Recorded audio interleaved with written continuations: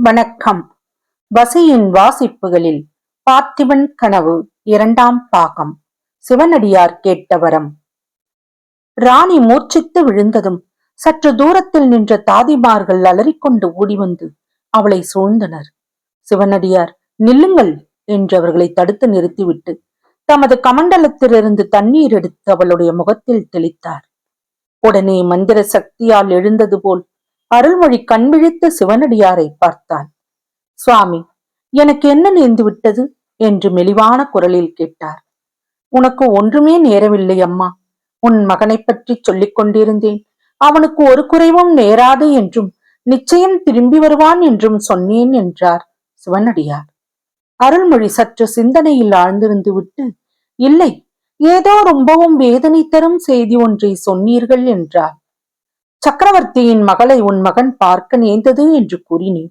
அந்த செய்தி உனக்கு சந்தோஷம் அளிக்கும் என்று எண்ணினேன். ஆமாம், நினைவு வருகிறது. ஆனால் அது சந்தோஷ செய்தியா?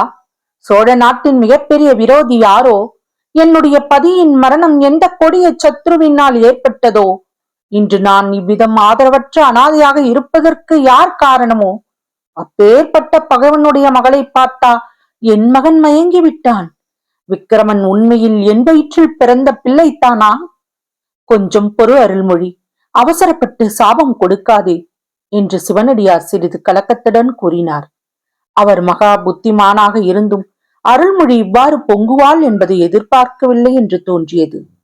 இதோ பாரம்மா, உன்னுடைய தீராத கோபத்துக்கு ஆளான நரசிம்மவர்மனுடைய மகள் அந்த பெண் என்பது உன் மகனுக்கு தெரியாது.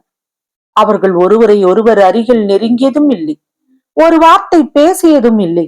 தூரத்தில் இருந்தே ஒருவரை ஒருவர் பார்த்ததுதான். அவர்களுக்கு கல்யாணமே நிச்சயமாகிவிட்டது போல நீ கலக்கமடைய வேண்டாம் என்றார் பெரியவர்.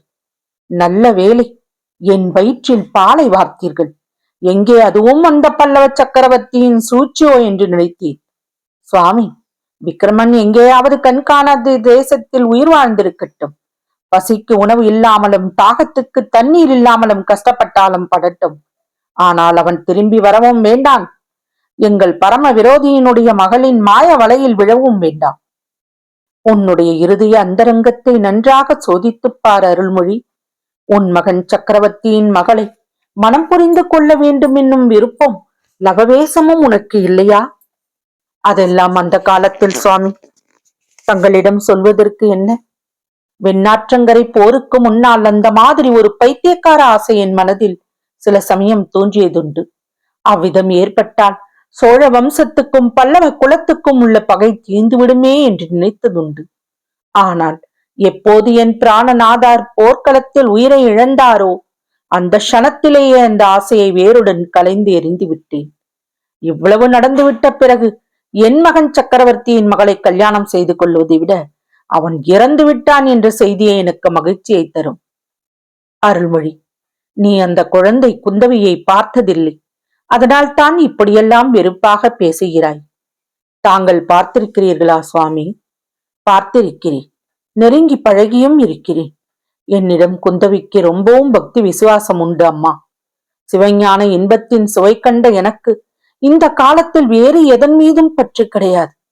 ஆனால் அந்த குழந்தையின் பாசம் மட்டும் போக மாட்டேன் என்கிறது. அவளோடு 2 நாள் பழகிவிட்டால் நீயும் அவ்விதம்தான் அவளிடம் பாசம் வைப்பாய். வேண்டாம், எனக்கு ஒருவரையும் இனிமேல் பார்க்க வேண்டாம், பழகவும் வேண்டாம்.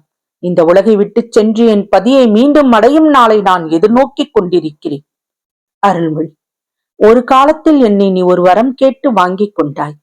அதன்படியே உன் மகனுடைய உயிரை காப்பாற்றினேன்.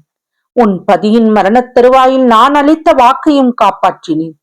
இதெல்லாம் உண்மையா இல்லையா? ஆமாம், உண்மைத்தான். அதற்கெல்லாம் பிரதியாக இப்போது நான் உன்னிடம் ஒரு வரம் கேட்கப் போகிறேன். அதை நீ தட்டாமல் கொடுக்க வேண்டும். சிவசிவா என்று சொல்லிக்கொண்டு அருள்மொழி எழுந்து கை கூப்பி நின்றாள். சுவாமி, இவ்விதம் என்னை அபச்சாரத்துக்கு உள்ளாக்கலாமா? அடியாளிடம் தாங்கள் வரம் கேட்பதா? எனக்கு கட்டளையிட வேண்டியவர் தாங்கள் என்றாள். சரி, கட்டளையிடுகிறேன். அதை தட்டாமல் நிறைவேற்ற வேண்டும். தங்களோட வார்த்தையை நான் தட்டுவேனா? ஒரு நாளும் இல்லை. அப்படியானால் சொல்லுகிறேன் கேள். என்றைக்காவது ஒரு நாள் சக்கரவர்த்தியின் மகள் குந்தவி உன்னிடம் வருவாள். அவள் தாயில்லா பெண். தாயின் அன்பு இன்றி அவளுடைய இருதயம் உலர்ந்து போயிருக்கிறது. அதனால் தான் அம்மா எனக்கு கூட அவ்வளவு பாசம். அந்த குழந்தை உன்னிடம் வரும்போது அவளை நீ நிராகரிக்காதே. அன்புடன் உன் மகளைப் போல் ஏற்றுக்கொள். உன் மனப்புண் ஆறுவதற்கும் அது அனுகூலமாக இருக்கும் என்றார் சிவனடியார். அவருடைய கனிவு ததும்பிய குரலும் வார்த்தைகளும் அருள்மொழியின் மனதை உருக்கிவிட்டன. தங்கள் ஆணைப்படி நடக்க முயற்சி செய்கிறேன் சுவாமி. ஆனாலும் எங்கள் குலத்துக்கே ஜன்ம சத்ருவான ஒருவருடைய மகளிடம் நான் எப்படி அன்பு செலுத்துவது? தந்தை செய்த தீங்குக்காக மகளை வெறுப்பது என்ன நியாயம் அம்மா? மேலும் இன்னொரு விஷயம் சொல்லுகிறேன் கேள். உன் மகனுடைய உயிரை காப்பாற்றும் விஷயத்தில் குந்தவித்தான் எனக்கு மிகவும் ஒத்தாசையாக இருந்தாள். விக்கிரமனுக்கு மரண தண்டனை நேராமல் தடுப்பதற்கு அவள் எவ்வளவு பிரயத்தனம் செய்தாள் தெரியுமா? இது நாள் வரையில் தந்தையின் வார்த்தைக்கு மறுவார்த்தை பேசி எறியாதவள் விக்கிரமனுக்காக சக்கரவர்த்தியிடம் எவ்வளவோ சண்டை பிடித்தாள். அப்படியா சுவாமி? அந்த குழந்தையை பார்க்க வேண்டும் என்று எனக்கும் ஆசை உண்டாகிறது. ஆனால் அவள் எதற்காக இந்த அபாக்கியசாலியை தேடிக்கொண்டு வரப்போகிறாள்? இல்லை அம்மா, இல்லை. நீ அபாக்கியசாலி இல்லை. விக்கிரமனை போன்ற வீர புதல்வனை பெற்ற உன்னை அபாக்கியசாலி என்று சொல்ல முடியுமா? குந்தவியும் உன்னை தேடிக்கொண்டு வரத்தான் போகிறாள். சீக்கிரத்திலேயே வருவாள் என்றார் சிவனடியார். தொடரும். வசியின் வாசிப்புகளை சப்ஸ்கிரைப் பண்ணுங்க, லைக் பண்ணுங்க, உங்க நண்பர்களுக்கெல்லாம் ஷேர் பண்ணுங்க. உங்க கருத்துக்களையும் கமெண்ட்ல பதிவு பண்ணுங்க. நன்றி.